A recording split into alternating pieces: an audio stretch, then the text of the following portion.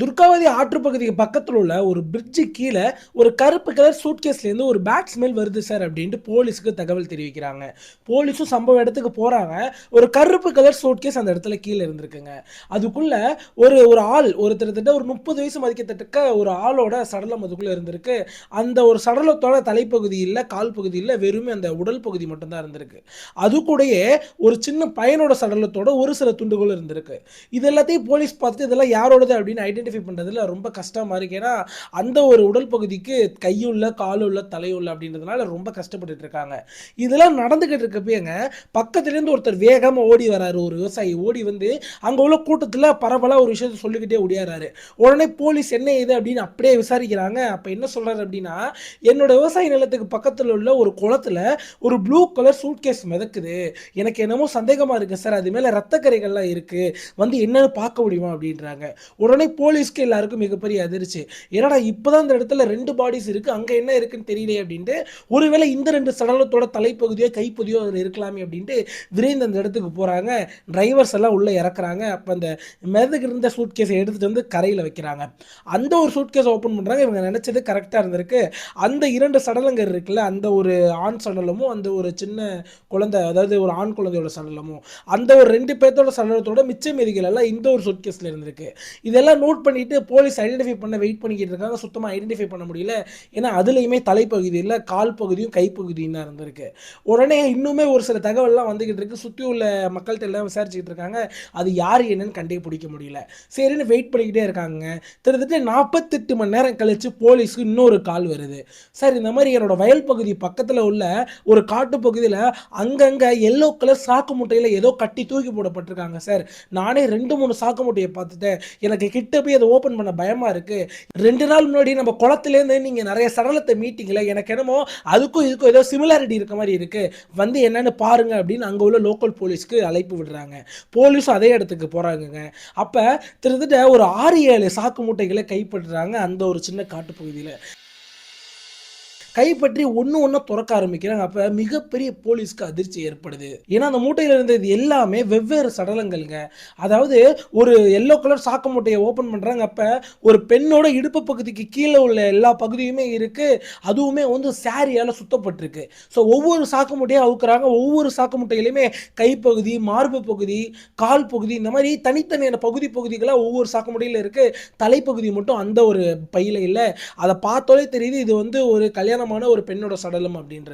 அதே மாதிரி அந்த சாக்கு மூட்டையில் இன்னொன்னுங்க, ஒரு சின்ன பெண் குழந்தையோட சடலம் இருந்திருக்கு. அந்த சடலத்தை பார்த்து போலீஸ் அப்படியே அதிர்ச்சி ஆகுறாங்க. அந்த பெண் சடலத்துக்குமே தலைப்பகுதி இல்லை. இப்போ இந்த போலீஸுக்கு கிடைச்சது மொத்தம் 4 சடலங்கள் ஒரு 3 நாள் கேப்ல. அந்த 4 சடலத்துக்குமே தலைப்பகுதி சுத்தமா இல்லைங்க. எந்த ஒரு க்ளூவுமே இல்லை. இவங்க யாரோடது, இவங்க எந்த ஊரை சார்ந்தவங்க, இவங்க எல்லாம் ஒரே குடும்பமா இல்லை வெவ்வேறு குடும்பத்தை சார்ந்தவங்களா, இவங்கெல்லாம் யார், இவங்களை யார் இப்படி பண்ணா அப்படின்ற எந்த ஒரு க்ளூவுமே இல்லை. அது மட்டும் இல்லாமல் அது ஃபுல்லாக வில்லேஜ் பகுதி அப்படின்றதுனால சிசிடிவி ரெக்கார்ட்ஸ் யார் இதெல்லாம் கொண்டு வந்து போட்டா அப்படின்றதையும் கண்டுபிடிக்க முடியல. ஏன்னா அங்கே உள்ள வீட்டில் ஒரு வீட்டில் கூட சிசிடிவி கேமரா கிடையாதான். இந்த ஒரு குளத்தை சுற்றியும் இந்த துர்காவதி ஆற்று பகுதியை சுற்றியும் கிட்டத்தட்ட ஒரு 10-15 கிலோமீட்டருக்கு முழுசாவே கிராமம் தாங்க, பொட்டல் காடா, எந்த ஒரு சிசிடிவி இதுவுமே இல்லையா. இதுவே போலீஸ்க்கு மிகப்பெரிய ப்ரெஷர் ஏற்படுது. இது எப்படியாவது சால்வ் பண்ணி ஆகணும், நம்மளோட ஊரில் இவ்வளோ 4 கொலைகள் நடந்திருக்கு அப்படின்ட்டு ரொம்ப ப்ரெஷரில் இருக்காங்க.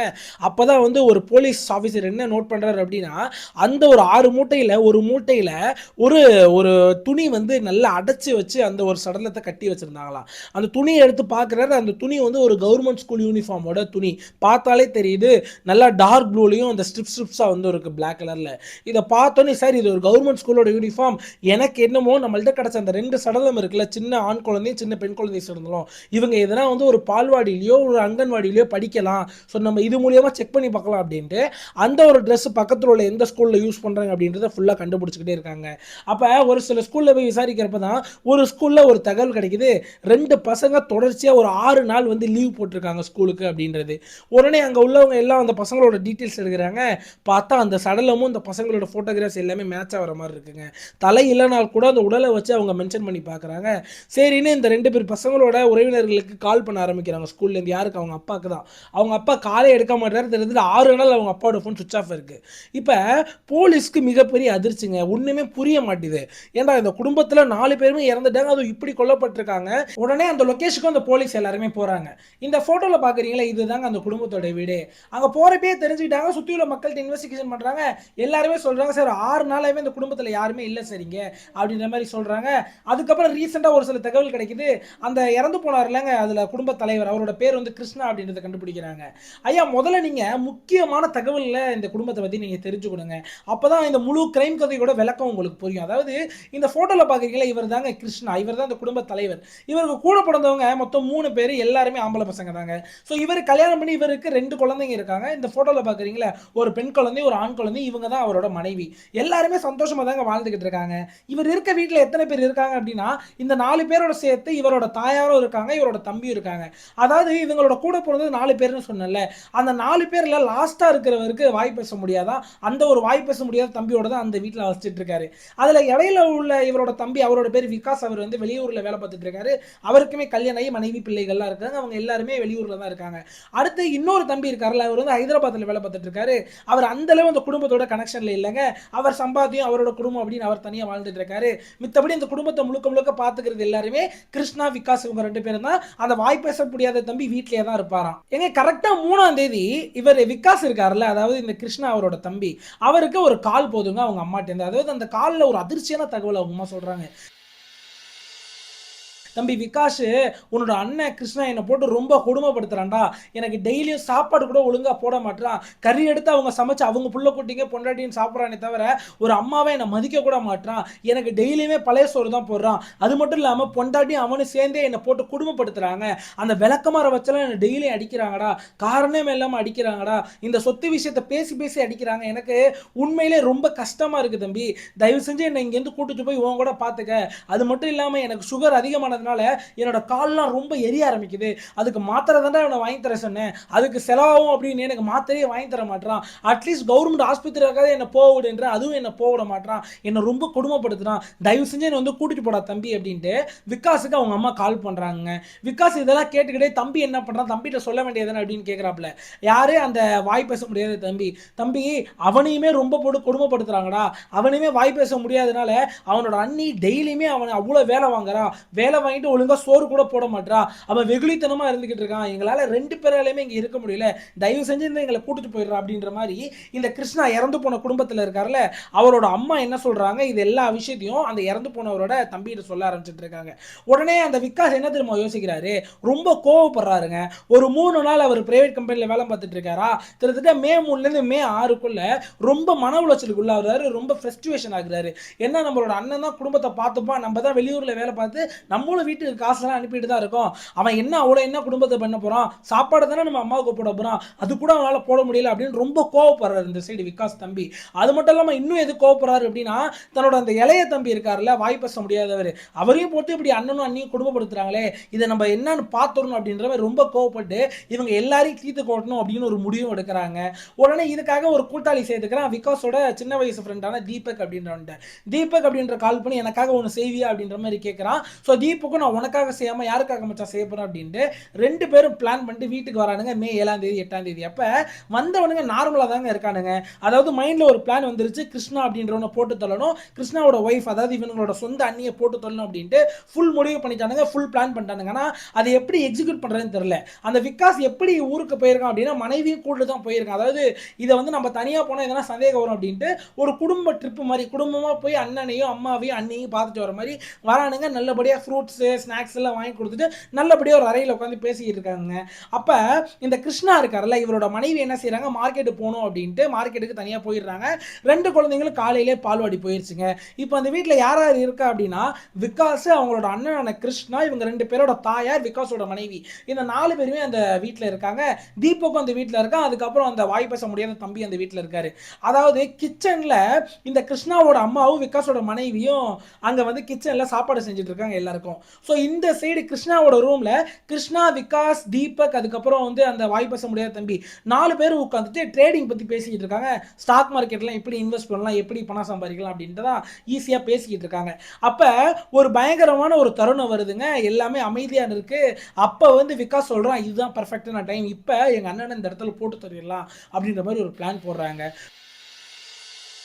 உடனே இந்த வாய் பேச முடியாத தம்பி பேசிக்கிட்டு இருக்கப்ப எந்திரிக்கிறான். எந்திரிச்சு அப்படியே போயிட்டு ரூம் கதவை க்ளோஸ் பண்றான். அப்ப ரூம் கதவை க்ளோஸ் பண்றப்ப டக்குன்னு ஒரு சவுண்ட் கேக்குது. உடனே கிருஷ்ணா என்ன ரூம் கதவு க்ளோஸ் ஆகுது அப்படின்னு திரும்பி பார்க்கறாப்ல. கிருஷ்ணா திரும்பி பார்த்த கேப்ல இந்த சைடு தீபக் கீழே உட்கார்ந்திருந்தவன் கிருஷ்ணாவோட கழுத்தை ஃபுல்லா சுத்தி புடிச்சு ஒரு கையை முறிக்க ஆரம்பிக்கிறான். இந்த சைடு டக்குன்னு என்ன செய்யறான், அந்த கதவை மூடினவன் அவனோட அந்த வாய் பேச முடியாத தம்பி வந்து இன்னொரு கையை பிடிக்க ஆரம்பிக்கிறான். ரெண்டு பேரும் கையை பிடிச்சி விகாஸோட முகத்தையும் இப்படி திருப்பிட்டானுங்க. ரெண்டு கைகளையும் இவனுக்கு ரெண்டு பேரும் பிடிச்சிருக்கானுங்க. முகத்தையும் திருப்பிட்டானுங்க. எல்லாருமே கீழே நடந்துகிட்டு இருக்கு. யாருமே நிக்கல, அதாவது படுக்கல ஒரு ஆங்கிள்லயே நடந்துகிட்டு இருக்கு. உடனே இந்த விகாஸ் மறைச்சு வச்சிருந்த மிகப்பெரிய ஆயுதத்தை எடுத்து டக்குன்னு ஒரே அறுக்க ஆரம்பிக்கிறான். கழுத்தை பிடிச்சு, யாரு தன்னோட சொந்த அண்ணனான கிருஷ்ணாவோட கழுத்தை பிடிச்சு. கிருஷ்ணாக்கு என்ன நடக்குதுன்னே தெரியலங்க. திருத்திட்டு ஒரு 4-5 செகண்ட் கூட இருக்காதா, இது எல்லாமே அவ்வளவு வேகமா நடந்து முடிஞ்சிருதுங்க. ஸோ அப்படியுமே கழுத்து அறுத்தமே விகாஸ் சாவாததுனால உடம்புல பல்வேறு வெட்டுகள் வெட்டுறான் அவனோட சொந்த தம்பியான விகாஸ். ஃபுல்லா வெட்டி முடிச்சுட்டு இந்த சைடு விகாஸோட மனைவிக்கும் அந்த விகாஸோட தாயாருக்கும் சவுண்டு கேட்குது. சவுண்டு போட்டேன்னா வந்து கதவை தட்டுறாங்க. அந்த அளவு அவன் திறக்க மாட்டான். ஃபுல்லா முடிச்சு ஓரமா மூலையில போட்டுறாங்க. மூலையில போட்டு தான் வெளியில விகாஸ் வந்து முழு விவரத்தையும் சொல்ல ஆரம்பிக்கிறான். தன்னோட மனைவிட்டையும் தன்னோட அம்மாவட்டையும் சொல்ல ஆரம்பிக்கிறான்.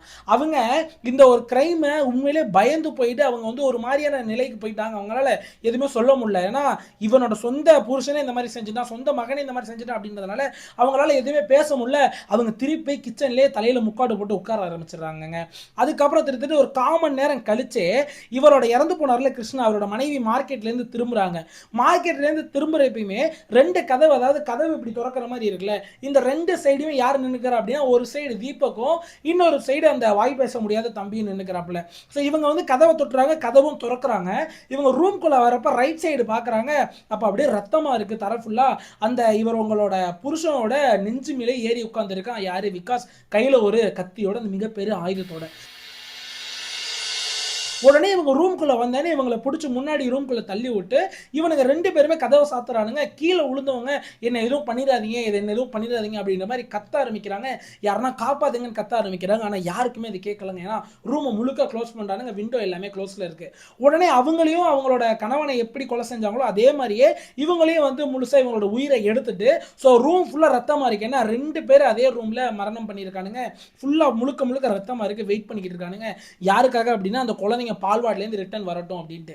ஏங்க பச்சை பிள்ளைங்க, அதுங்களோட முகத்தை நீங்க இந்த இடத்துல பாருங்களேன். உண்மையிலே சொல்றேன், இந்த பிள்ளைங்களெல்லாம் திட்ட கூட மனசு வராதுங்க.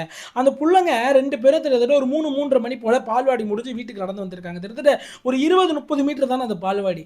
வீட்டுக்குள்ள வரப்ப என்ன பண்ணிருக்கானுங்க, அம்மா அம்மான்னு கேட்டுக்கிட்டு கிச்சனுக்கு போய் பார்த்துருக்குங்க பிள்ளைங்க, ஹாலில் போய் பார்த்துருக்குங்க, பின்னாடி கொல்லப்புறம் போய் பார்த்துருங்க. அம்மா இல்லைன்னு ரெண்டுமே அழுவ ஆரம்பிச்சிருச்சு. இந்த அம்மாவும் இந்த விகாஸோட மனைவி கூட அந்த பிள்ளைங்களை தூக்கலையா, அந்த குழந்தைங்க சத்தம் அழுக அழுக இவங்க ரெண்டு பேருமே கிச்சன்ல தான் உட்காந்துருக்காளுங்க. இந்த சைடு விகாஸ் என்ன பண்ணியிருக்கான், இங்க வாங்க, இங்கதான் உங்க அம்மாவும் அப்பாவும் இருக்காங்க, இங்க வாங்க அப்படின்ற மாதிரி ரூம்ல இருந்து கூப்பிட்டுருக்கான். கதவையும் திறந்து வச்சுக்கிட்டேங்க. இந்த ரெண்டு பிள்ளைங்களும் அவங்களோட ஒரு பரிச்சயமான குரல் கூப்பிடுறாங்களே நம்மள அப்படின்ட்டு அம்மாவும் அப்பாவும் அந்த ஒரு ரூம்ல தான் இருக்காங்க அப்படின்னு இந்த ரெண்டு குழந்தைங்களுமே கொஞ்சம் அழுகிறதெல்லாம் ஸ்டாப் பண்ணிட்டு வேகமா ஓடியாடுறாங்க. கையில வந்து பேக்கோட அந்த ஒரு பால்வாடி ஒரு கோலத்துல வராங்க. ரெண்டு பேரும் உள்ள வராங்க. உள்ள வந்து அந்த குழந்தைங்க பார்க்குது தன்னோட அம்மாவும் தன்னோட அப்பாவும் ரத்த வெள்ளத்துல அந்த ரூம்ல கிடக்கிறத பார்த்துட்டு அதுங்களுக்கு ஒண்ணுமே புரியலைங்க. அதுங்களுக்கு இறப்புனா என்னன்னே தெரியாது. ஏன்னா அதுங்க இப்பதான் பால்வாடி. அதுங்க அப்படியே அந்த அந்த ஒரு பாடியை பார்த்துட்டு பயப்படாம கூட அந்த பாடியை நடந்து ஓடி இருக்குங்க. தன்னோட அம்மாவையும் அப்பாவையும் எழுப்பலாம், தூங்குறாங்க போல அப்படின்ட்டு. உடனே இவனுங்க ரெண்டு பேரும் பின்னாடி நின்று இருக்காங்க. யாரு அப்படின்னா தீபக், அதுக்கப்புறம் அந்த வாய் பேச முடியாத தம்பி. ரெண்டு பேருமே ரெண்டு குழந்தையுமே பிடிச்சி கழுத்தை பிடிச்சி நெருக்க ஆரம்பிக்கிறாங்க. அந்த ரெண்டு குழந்தையோட உயிரும் அங்கேயே போதுங்க. உடனே கதவெல்லாம் மூடிட்டு ஒரு பிளான் பண்றாங்க. அதாவது நம்ம இந்த கொலை இந்த இடத்துல செஞ்சுட்டோம், இந்த ஒரு பாடியை நம்ம எதனா பண்ணி தான் ஆகணும். இந்த பாடியை நம்ம டிஸ்போசல் பண்ணாலும் கண்டிப்பா நம்மளோட இந்தியன் போலீஸ் பயங்கரமா தீவிரமா தேடுவாங்க. இந்த பாடியை அவங்க கண்டுபிடிச்சிட்டா கூட இந்த பாடி யாரோடதுன்னு தெரியக்கூடாது அப்படின்ற மாதிரி இவனுங்க எல்லாருமே ஒரு விஷயத்துக்கு வராங்க. தீபக் கிட்ட என்ன சொல்றான் விகாஸ் அவனோட நண்பன்ட்ட, நீ பண்ணதுக்கு ரொம்ப ரொம்ப நன்றி, உண்மையிலே உன்னோட உதவியை நான் மறக்க மாட்டேன். இப்போதைக்கு நீ உன்னோட வீட்டில் போயிட்டு உன்னோட ஒய்ஃபோட நிம்மதியா இரு, நான் அதுக்கப்புறம் என்ன செய்யறதுன்னு உன்கிட்ட நான் ஃபோன்ல சொல்றேன் அப்படின்ட்டு தீபக் அந்த ஒரு சம்பவ இடத்துல இருந்து அனுப்பிடுறாங்க. உடனே இந்த சைடு அந்த வாய் பேச முடியாத தம்பி கிட்ட பணம் கொடுத்து நீ போயிட்டு 2 சூட்கேஸ் வாங்கிட்டா, ஒரு பிளாக் கலர் சூட்கேஸ் வாங்கிட்டு வா, ஒரு ப்ளூ கலர் சூட்கேஸ் வாங்கிட்டு வா அப்படின்ட்டு பணம் கொடுத்து அனுப்புறான். தான் இவனோட தம்பியும் பக்கத்தில் உள்ள ஒரு மிகப்பெரிய ஸ்டோருக்கு போயிட்டு அங்கே அந்த 2 சூட்கேஸ் பெரிய சூட்கேஸ் வாங்கிட்டு வராங்க.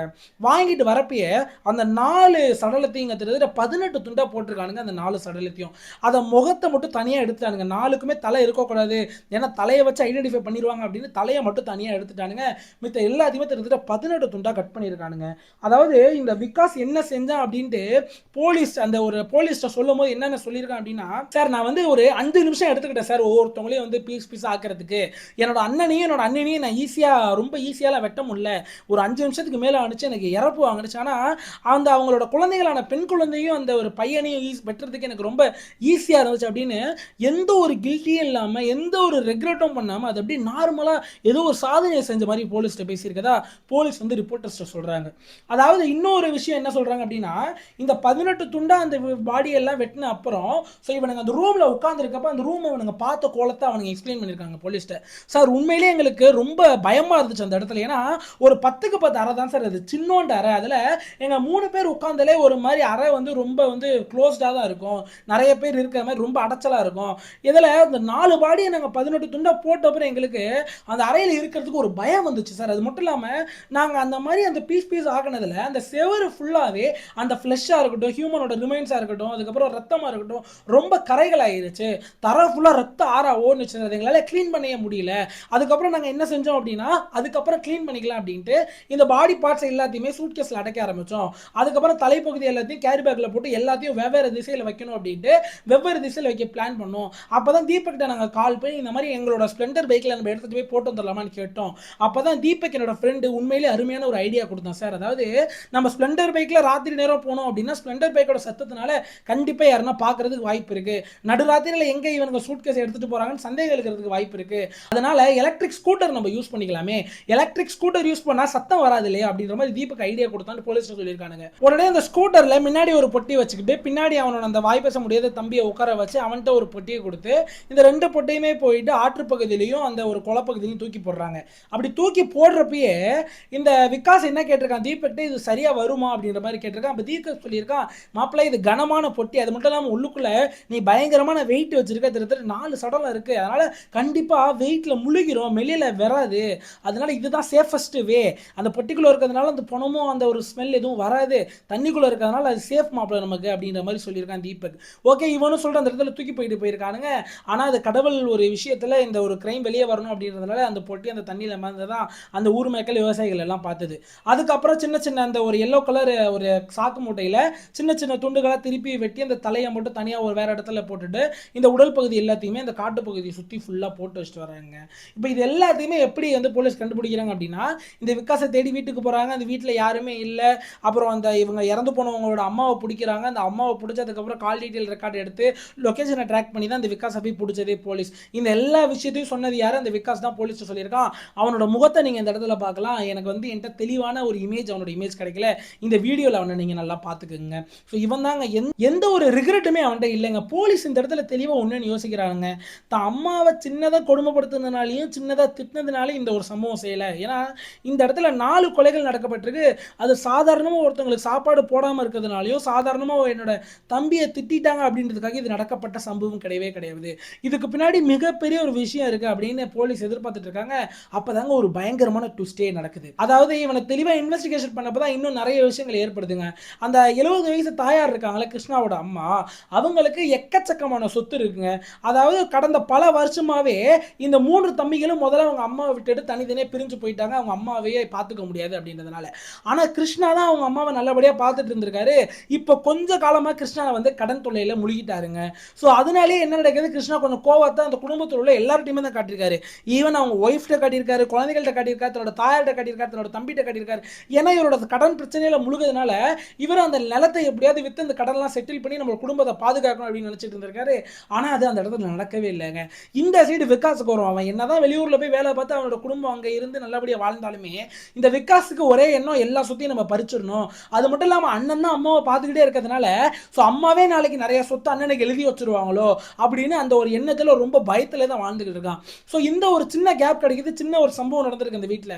அவங்க அம்மா ஃபீல் பண்ணோன்னே இந்த கேப்பை பயன்படுத்தி விகாஸையும் அவங்க குடும்பத்தையும் தூக்கி எரிஞ்சிட்டு அந்த முழு சொத்தையும் நம்ம தான் கொண்டாடணும், நம்ம அம்மாவை பார்த்துக்கிற மாதிரி நடிச்சு கொண்டாடணும் அப்படின்னு அவ்வளோ ஒரு பண்ணீங்க, அவ்வளோ ஒரு நரித்தனமான வேலையை செஞ்சிருக்கான் அந்த விகாஸ் அப்படின்றவன். அதனால தான் அந்த சின்ன பிரச்சனையை கையில எடுத்துக்கிட்டு, தான் அம்மாக்கு நானே நீதி வழங்குறேன் அப்படின்ற மாரி போய் அந்த ஒரு 4 கொலைகள செஞ்சிருக்காங்க. எந்த அளவு மனசு பதறுது அப்படின்றத பாருங்களேன். ஸோ இது வந்து உண்மையிலேயே ரொம்ப நாட்டே உலுக்குன கேஸுங்க இது. இது வந்து பீகார்ல இப்ப நடந்தது. ஸோ உண்மையிலேயே இத படிச்சு பார்க்குறப்ப எனக்கே என்னடா இப்படிலாமாடா இருப்பீங்க அப்படின்ற மாரி தான் இருந்துச்சு. இன்னுமே இதில அப்டேட்ஸ் வருங்க உங்களுக்கு. இந்த அப்டேட்ஸ்லாம் உங்களுக்கு எப்படி வழங்குறது அப்படின்னு தெரியல. ஸோ நீங்க இந்த எஸ்பி ஃபைல்ஸ் என்னோட 2வது சேனல் இத நீங்க சப்ஸ்கிரைப் பண்ணிட்டீங்கன்னா, இந்த கேஸோட அப்டேட்ஸ அந்த ஒரு சேனல்ல வீடியோ பதிவா போடுறதா இருக்கேன் நாளைக்கு. ஸோ மறக்காம சப்ஸ்கிரைப் பண்ணிட்டு இதோட அடுத்த கட்ட நகர்வுகள நீங்க தெரிஞ்சுக்கங்க. நன்றி, வணக்கம்.